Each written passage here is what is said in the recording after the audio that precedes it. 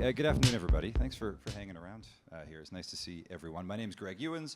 I work for a company called Batory Planning and Management, and we help people with planning applications and their development review applications with the city for all sorts of buildings, towers, mid-rise, and a lot of missing middle. I worked at the city for a number of years where I worked on laneway suites and EHON, and it's great to work in that space and meet so many people here that are engaged in that. We're here today, though, to talk about mid-rise buildings.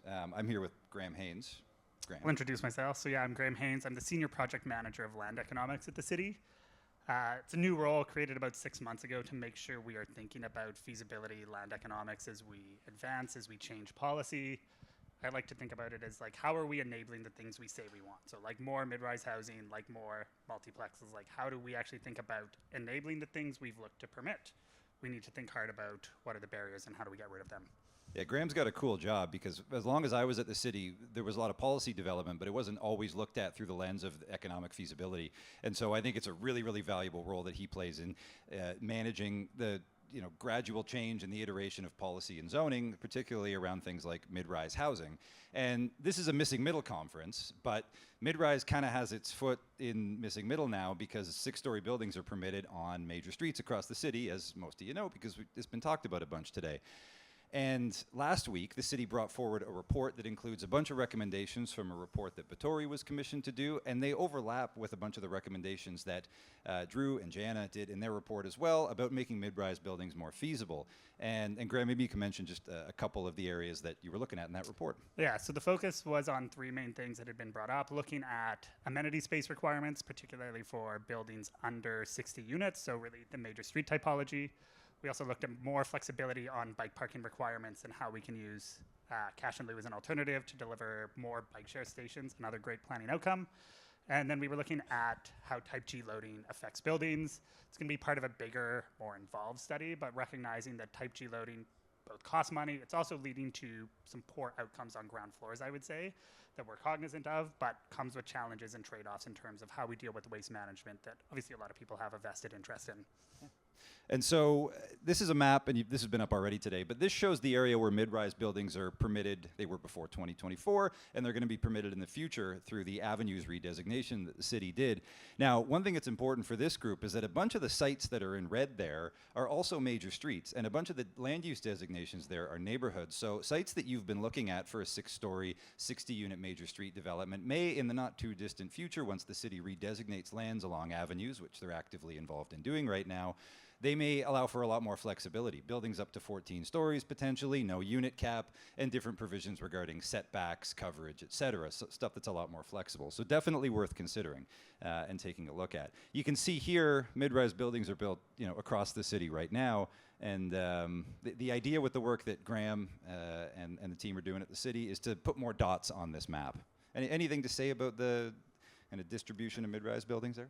I mean, we see it where development overall is concentrated, and certainly we think there's opportunities to spread it out across the city. I mean, it's helpful why something like Myers permissions to allow 6 flexes in his ward is helpful, not a mid-rise, but I think we want to see this in more places, cheaper land, cheaper opportunities, places where people want to live.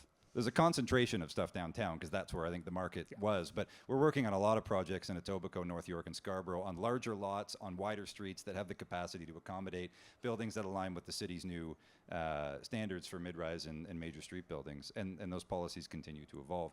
It's been mentioned a couple times, but the major street buildings are an important part of the city's housing supply efforts. And you can see sort of the difference between what typically gets built in high-rise and what gets built in mid-rise. And Graham, I know you have some thoughts on this.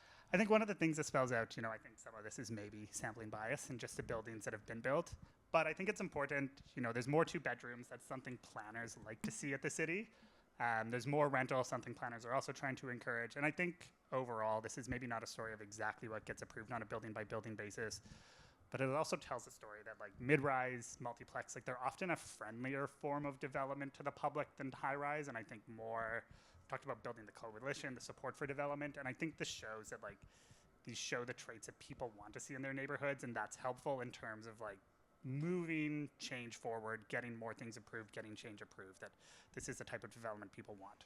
And part of informing the work that the city's done to help expand permissions for mid-rise and make it easier to build these buildings is industry engagement. And this is something that we were a part of as well. We conducted interviews with 25 industry professionals, builders, architects, designers, planners across a couple of months at the end of last year, and talked to them primarily about what the city should do in terms of changes to amenity space, bike parking, loading, and other things.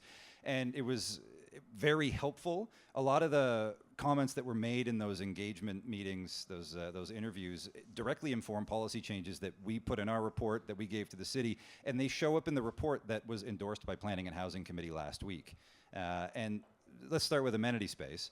So one of the city's recommendations is to look at removing indoor amenity space requirements entirely from buildings up to 60 units, which, as you know, if you've looked at these sites, can be a challenge. Once you get above that 30 unit threshold, all of a sudden you have to provide a considerable amount of amenity space. And that can be challenging both from a financial perspective, but also prioritizing the ground floor. There's an awful lot of competition for space in the ground floor of these buildings. And one of the things that we tried to look at was how we can, reduce that competition, make it easier for people to allocate what really needs to be on the ground floor, and reduce requirements for things that may not be necessary from a market perspective. Yeah, and I think from our perspective, we think about this in terms of housing options, housing attainability, that not everyone necessarily needs or wants amenities in their buildings. If we can offer a wider variety of projects within the market, that's a positive. Yeah, I think you said to me as part of this, if you live in a studio unit, would you rather have, a 500 square foot amenity space in the building or an extra 10 square feet in your unit? You probably have the extra 10 square feet.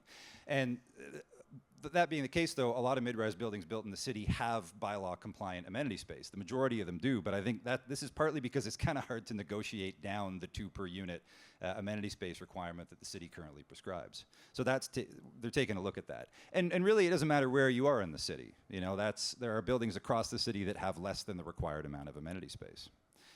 Just being cognizant of time. One thing that came up in the industry interviews that I thought was fascinating and important is the idea of complete communities. The provincial planning policy in general is concerned very much with complete communities, with community amenities, parks, commercial spaces, a broad range of housing, et cetera. And where a lot of mid-rise buildings are built, you have a lot of that stuff in the community. You have outdoor spaces, you have libraries, you have parks, you have fitness centers. And a bunch of this stuff you pay for anyway. You pay your parks levies, you pay development charges, you pay fees that go to invest in these community infrastructure, but you also have to provide private indoor and outdoor amenity space in the development. And I think it's at odds with creating socially cohesive, public, complete communities. No, agreed. I think, city is an amenity, it's a cliche, but I also think about this like housing is an amenity as well. And like the best amenity someone can have is a house they can afford, and part of the lens we're looking at is how do we make housing more attainable and within complete communities while we're doing that. Absolutely. The next thing we looked at was bike parking. As I think a number of you are aware, the city has somewhat recently introduced a payment in lieu of bike parking program. I get the question sometimes, hey, can we, in the zoning application or the variance we're doing, can we reduce the amount of bike parking? And the answer is usually no, the city isn't supporting that as much anymore because they're looking for payment in lieu of bike parking for a good reason. It supports the city's bike share network, which is expanding considerably and is very, very popular. Graham, thoughts on bike share? I'm a cyclist. I've got my own bike, but have a membership. And I think if I didn't have kids to bike around on a cargo bike share is how I would get around. So I see this as like a valuable trade-off in terms of like how we think about transportation, that like not every building needs bike parking because we have this other great resource that is helping encourage transportation alternatives, that's encouraging biking. And if you're delivering a bike share station on site, like that's a helpful thing from a planning perspective, from a transportation thing. So we can be flexible. For sure. And the last thing that the city's looking at, just at this juncture, is loading and solid waste, and Graham, you spoke about that a bit. There are lots of examples of mid-rise buildings across the city that don't have a Type G loading space. Some of them have a Type B, some of them have a Type C, and some of them have a Type G, but they don't really use it for loading. We looked at a lot of examples of where this was the case, and I think as part of the city's work, it would be really helpful to engage further with the industry and building operators to see, hey, how does the garbage actually get collected? Is all this space necessary? And that's important in making changes to requirements at the technical level, also in the zoning level. Yeah, I think just like quickly, all of these there's going to be more consultation on. We're thinking about other potential changes as well. So things that are under consideration are how we think about some of the things like lot coverage requirements, setbacks. Like really, we are looking at this about like how do we help enable mid-rise projects, especially on major streets. I think it's why we put EHON in place, and we do want to make sure that these policies are not just like living on paper, but delivering the types of housing that Toronto needs. So yeah. Absolutely. It's looking at things like, streamlining site plan approval, looking at single stair, stuff that we've talked about today. The EHON monitoring report, which is going to result in more flexible permissions for these major street buildings and multiplexes and other things. And then looking at development charges. We didn't mention it, but as part of this work, Parcel Economics was retained to do a land economics assessment of mid-rise buildings and feasibility. And one of the biggest factors in terms of these buildings being feasible or not is development charges. And that's something that's very much in the crosshairs from a political perspective. And there's been announcements from the federal government, and I think everybody's waiting on how that's going to translate into action at the municipal level. I don't know if you have anything to say on that, Graham. I said me too. Yeah. So anyway, we're at time. This was really partly a plug for the city and the work that they're doing to expand opportunities for mid-rise development, make it easier to do, reduce regulation, and support that based on a lot of engagement with the industry, who the city is increasingly seeing as partners within this, which I think is a valuable thing to continue to do. So thank you very much, and thanks, Graham. No, thanks for having me.